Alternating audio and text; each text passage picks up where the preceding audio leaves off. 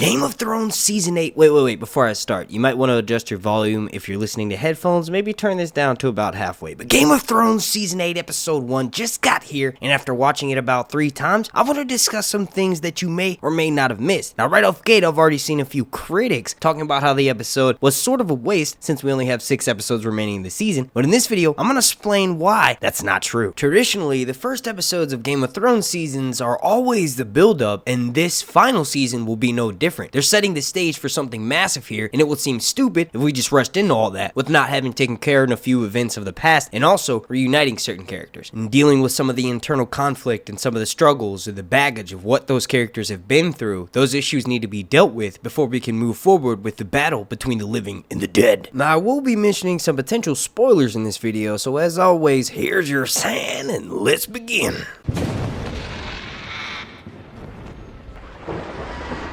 Before we get started, please slap a like on this video as the like goal is going to be 2,420. Also, make sure you're subscribed and then make sure every notification's turned on so that way you get alerted every single time I drop a video. Long night. Now to begin with, I feel like I need to get this out of the way just to sort of work through my thoughts on this and then I can move on with the rest of the video. And that goes by the name of Sansa Stark. What are you doing? Daenerys is not doing anything in the north but just trying to help you. I understand you're being protective of your family. You guys have all been through some shit, so it's to be expected you're not going to trust anyone who comes trotting into Winterfell, whether that be on Dragonback or with the massive army. The fact that Daenerys opens the table by coming into you playing no games, just being straightforward with you, letting you know you're more beautiful than your brother bragged about, and also Winterfell, your home, is gorgeous. Thank you, in other words, for letting us into your home. Sansa interprets this open and forwardness as a sign of weakness, and she says very formally that Winterfell is yours, your grace. When I first saw this in that promo back in December, I accepted this from Sansa. I realized that Sansa is the best game player next to Cersei since Littlefinger's dead, so when Daenerys arrives, it's not going to be any different. I accepted her saying Winterfell is yours, your grace, because I ultimately took that as her showing a sign of respect to Daenerys. That's actually not the case. She's nothing but cold to her. Before I go too far down this rabbit hole of what will ultimately be interpreted as Sir Hunt's hating on Sansa because he just hates her character, that's not the case. I love her character. I love the fact that she brought herself up from nothing. But before I go too far down that rabbit hole, I need to explain to myself and anyone who's watching who doesn't quite get it, this is just the first episode. We've seen 56 minutes of what will amount to be nearly 7 hours. We need to look at this as though it's a movie and we've only seen the opening act. We need to wait to judge until the 3rd or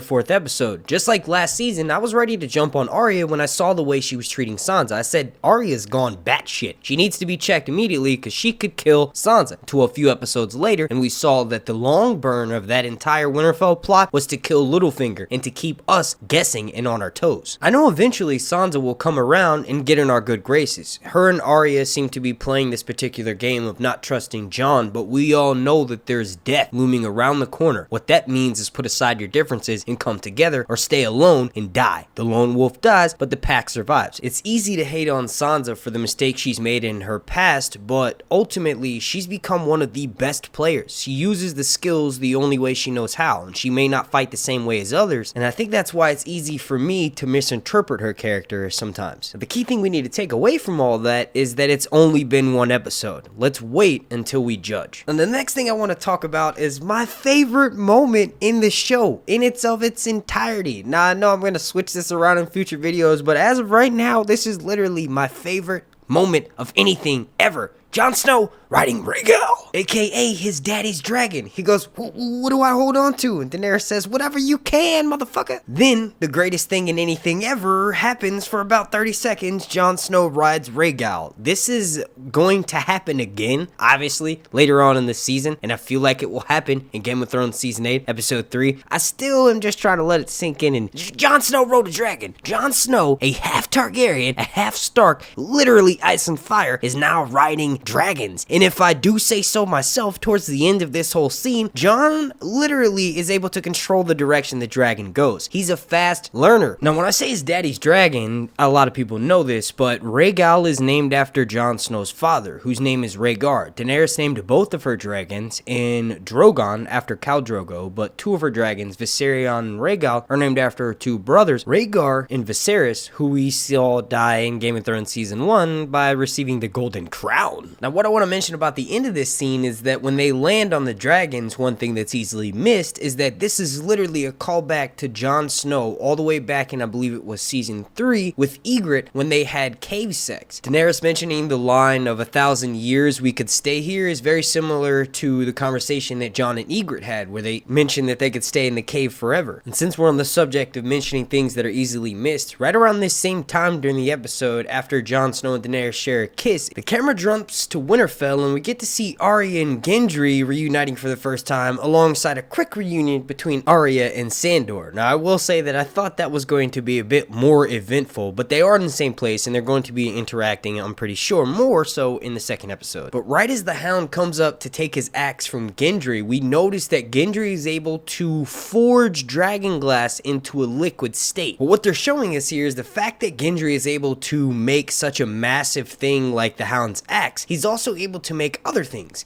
that are maybe even larger. Something, in my opinion, that could lead us to a bolt that is big enough to take out Viserion. And the reason why they put this scene in there is to not only show us that Gendry's skill is increased in what he can forge and what he can make, but also that it's possible to make dragon glass into something big enough to take down the Night King and his dragon. Another thing that may have been easily missed is Gendry is asked by Arya to make her a spear. We get a close-up of this image and it shows not only a spear, but that it's detachable. If you reference the trailer, this is what Arya uses when fighting against the dead in the battle for Winterfell. This calls straight back to her training in Braavos, where she was blind and had to fight the waif using her stick. Now, I feel as though I need to correct myself here. For almost 2 years, I've been saying that Arya will not be the type of person that will be susceptible to a relationship, especially with Gendry when they reunite in season 8. But after the moments they shared together on screen in episode 1, I kind of feel like she might be. He does get her to giggle when, even though she tells him not to call her Lady of Winterfell, he says, "Okay, my lady." She remembers that that was something that he said to her way back in Game of Thrones, I think it was season 2, where he mentioned that if there was a different situation, then you would be my lady. Basically saying that he would date her. Now, Gendry hasn't told her that he's actually a Baratheon, and if we're following in line that the Targaryens lost the Iron Throne, then he would be next in line for the Iron Throne. He hasn't shared that with her, and I doubt that he will. But all that aside, one thing we have to remind ourselves is that when characters disappear for a while and come back and are given an arc and basically we care about them again, they're quickly taken away from us. So I hope these scenes that are shared with Arya and Gendry, especially since we see Gendry in episode 1 and there's a massive battle coming up and we know that his skills are a necessity for the end game, and not to mention he also has some sort of a claim on the Iron Throne. I hope this isn't all leading up to the fact that Gendry will die during the battle for Winterfell. You all let me know what you think about that down below in the comment section. Now's the part in the video where we stop talking about the lighthearted stuff and we have to bring on the major events from the episode that strictly mean endgame. But one thing before we move on to that part that I want to mention is Yara's alive, and all those people that commented on my video telling me that, well, the actress said she wasn't going to be in the last season, well, go suck it. She was in it. She had a few scenes. I think they're going to Melisandre her in the fact that she's in one episode and she'll be out all the way up until maybe the 5th or 6th episode. Now, wait. The tinfoil is lighting up, and I kind of just thought of this literally as I'm recording this video. There is a moment in, I think it was one of the promos that Amazon released at the end of March. We're given a new shot of Daenerys, and there were a bunch of sleuths online who saw a few dots over the fireplace of the room that Jon and Daenerys are in this scene, and they immediately jumped to the fact that that fireplace looks exactly like the one in Dragonstone. Well, let me propose this idea to you. Since we found out that Yara is headed back to the Iron Islands and Theon is going to be headed to Winterfell, maybe the reason why that's mentioned is because after the battle for Winterfell, Dragonstone, Cersei's not an idiot, is taken over by Lannister soldiers, so the only place that Daenerys has to go is to the Iron Islands. Maybe this is the same fireplace that we saw Balon rather, Theon and Yara speaking in all the way back in the earlier seasons from Game of Thrones. And just throwing up a quick spoiler warning here, skip ahead about 30 seconds if you don't want to know anything about the leaks for Game of Thrones Season 8, but there was a plot leak that came out early on that mentioned that there will be a return to the Iron Islands. At some point in Game of Thrones Season 8, we will get to see a scene in the Iron Islands, and no one really knew why, but according to that plot leak, Yara and Daenerys were a part of that scene. Since we're discussing the Greyjoys, one thing you may have missed in the situation or the scene between Yara and Euron, that is kind of similar to the situation between Victarion Greyjoy and Euron Greyjoy in the novels. In the show, I don't think Victarion is a character, but in the books, Euron is not the only uncle of Yara and Theon who survived all the way back during during the Greyjoy Rebellion. Now, I sort of messed this up a little bit in my live stream because my brain was scrambled, but in the books, Victarion gets a gift of a dusky woman from his brother Euron, and it seems as though the show's version of Euron is sort of taking on the aspects of Victarion as well. But there's a moment in that scene on the TV show in episode 1 of season 8 where Yara and Euron are talking, and we're given the impression as though he's done this quite often since we last left him in Game of Thrones season 7. So this means that Yara may have a little bit of information on Euron, and the fact that he offers her wine and she sort of shrugs it off is another nod to the books and the fact that in the novels, all of Euron's gifts are poison. But I feel like I could be reading into this situation so much, I was grasping for straws of the fact that the show is still sort of relating to the book somehow, even though they've passed them for 2 seasons now. Just sort of getting on to the heavier stuff. Towards the end of the episode, after Sam finds out the fate of not only his brother, but also his father by Daenerys, which I did discuss in depth, and you can click right here and that'll take you to a link to my live stream breakdown. But right after Sam finds out that news, he rushes out to the courtyard and he runs into Bran. He asks Bran what he's doing out there, and Bran mentions that he's waiting for an old friend. At the end of the episode, we find out, and this might be something that you missed, that his old friend is Jaime. This next part will contain spoilers, so go ahead and skip ahead a few minutes if you don't want to know anything about potential leaks from Game of Thrones Season 8. Now, like I mentioned earlier, there has been a long-running theory almost the entire time that Game of Thrones has been off the air that Tyrion will betray Daenerys at some point during this season. Now, according to a leak that I was sent several months ago, this betrayal begins in the form of Jaime arriving to Winterfell. Upon Jaime's arrival to Winterfell, he's immediately thrown into a cell, which, judging on the promo that we've seen for the second episodes of Game of Thrones Season 8, it looks as though this may happen. Daenerys does not seem happy, and she mentions how her and her brother used to basically fantasize about all the many different ways they would kill the executor of their father. Well, according to that leak, Jaime is placed in a cell upon first arrival to Winterfell. Tyrion then convinces everyone to free him, and later on in the season, this is what Bran uses to manipulate everyone into blaming Tyrion for Jaime's betrayal. Apparently, during the Siege of King's Landing, Jaime sneaks word to Cersei before they even arrive there, and she's able to escape. Now, I've covered that before in videos in the past, and check the link down below in the description for a link to that Bran destroys everything video. And now on to the less spoilery, but still equally as heavy stuff that happened in this first episode that I think needs to be discussed. Towards the end of the episode, Tormund, Ed, and Beric all find the Umber Boy, and this is in the Last Hearth, which at the beginning of the episode, he was sent by Sansa to use more wagons to go and get the rest of his people into Winterfell. They find this same boy pinned to the walls, and if you're saying you recognize that symbol, that's the same symbol that was used at the creation of the Night King. We can see it right here on the Children of the Forest wrist pads, and again here, left by the White Walkers in the very first episode. And to simplify all this means one thing. The Night King was created under the precursor that he will destroy everything, and that's what this message is relaying to not everyone in particular, but more so to Bran. The Night King has a target, like mentioned by Vladimir Furtick, the actor who plays the Night King. He mentioned that the Night King will have a target this season, and I think this message was left for one person in particular, that being Bran Stark. He's coming to destroy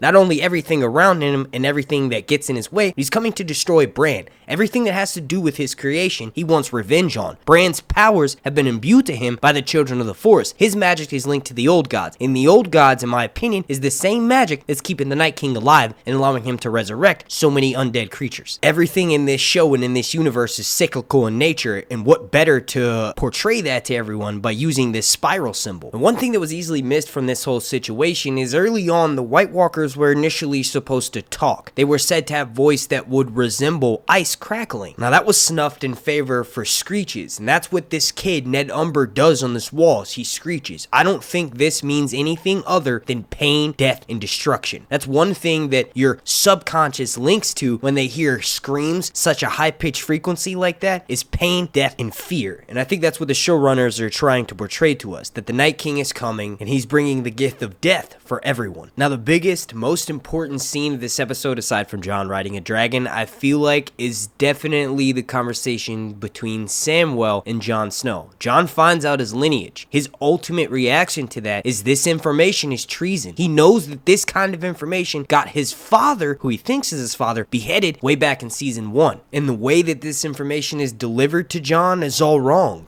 This whole situation is all wrong. Bran is playing the long game. Like I mentioned earlier in this video, Bran has a master plan for everyone. The way that he just has this blank stare and we never saw him warg not one time in this episode lets me know that his powers have advanced to the point where he can just look at someone, see their past, present, and their future. And the way that he looks at Daenerys has me more worried for anything more than anyone. Bran is upset with Daenerys, and he saw that she basically handed the Night King his greatest weapon, and he probably has the fear that this will happen again. He may have seen a version of the future where this does happen again. I could be wrong, but it seems as though Bran is purposely doing things a certain way to make events happen, so that way in the end it will look as though they just unfolded and he had nothing to do with it. It may seem as though Sansa is the greatest threat to Daenerys, but that may actually be Bran Stark. And you know what? We really should start calling him who he actually is, and that's the Three-Eyed Raven. And just sort of touching back on that scene between Samwell and Jon Snow where he's being told about his true lineage, I thought that that whole thing would go down wrong. I thought that one of the biggest things we had to worry about for the first couple episodes was just Daenerys and Sansa and everyone else sort of getting along. I thought the Northerners were going to be who gave Daenerys the harshest time, not Jon Snow's closest family members. But what it turns out to be, the biggest threat to Jon and Daenerys is actually Jon Snow's lineage reveal. I think the first person Jon is going to go and confide with will not be Daenerys. He's likely going to seek outside help and advice for what he should do in this situation. This will immediately drive a wedge between him and Daenerys. But you know, on second thought, Jon did mention last season that he's sick of all the games that everyone's playing. He mentions that if enough people start telling enough lies, then no one will be able to tell the difference between what's real and what isn't. If Jon's gonna practice and preach this same philosophy, then maybe he'll surprise us all and tell Daenerys immediately. Maybe they'll be able to set aside those differences. Jon will tell her, hey, I don't want the throne is yours. I think the weirdest part is that we're aunt and uncle. Are we going to continue this relationship? They clearly love each other dearly, and in that time period, I don't really know if it's going to be frowned upon the same way a relationship like that would in modern day standards. I think they're going to stay together. I just don't know how far apart the news of Jon Snow's true lineage will drive them. And since we're doing pretty well for time in this video, I just want to quickly mention some of my favorite moments from the episode. First up, Jon Snow's meeting with Arya. It went pretty much exactly how I expected it to. Arya is all about her family. She's all about everyone being a wolf pack. So of course she's going to sort of test Jon in the end by reminding him that we are his family. And it's kind of funny because Jon wasn't expecting that. He thought that for sure she would be in on the talking shit about Sansa party, but Arya wasn't trying to hear none of that. Arya responds that Sansa is one of the smartest people she's ever met. No, Sansa is the smartest person she's ever met. The fact that Jon asked her if she's had to use her sword a few times to kill people, and she's like, yeah, I may have had to use it once or twice. That was adorable to me. Arya is a cold-blooded killer and is likely has a body count just as high as Jon Snow. On a side note here, I wonder if all of this sort of inner turmoil that may be coming up later on this season between Jon Snow choosing Daenerys maybe over the Starks, I think that could be setting up for something major, or it could be setting up for nothing, just like it did last season when the Starks were beefing, but they set aside their differences and ultimately killed someone who was against them, that being Peter. Another scene that I enjoyed was at the Great Hall in the meeting in Winterfell where Daenerys finally checks Sansa, where Sansa's bitching and complaining about what do dragons even eat. She didn't plan on having to feed dragons, and she says, what do they eat? Daenerys says, whatever the hell they want. And I bet what they're setting up here is during the Battle of Winterfell, there will be a moment where Sansa will witness how powerful the dragons are and how necessary they are in their fight against the army of the dead. She'll likely get saved by one. Or I wonder if there's not maybe another scene where she gets a chance to get up close to a dragon and the dragon sort of snarls at her because it can feel and sense that animosity that she has towards Queen Daenerys. Another thing that I enjoyed from this episode was the scene between Euron and Cersei post-sex. Euron pulls a straight up modern, unconfident guy and starts comparing himself to all of Cersei's former lovers. And she seemingly is pretty honest with him. I think one thing that we get to see from Euron that we haven't really seen much from his character is a softer, more emotional side. And that's not letting us know that, you know, he's a good guy and maybe he has a good heart that's just been misinterpreted.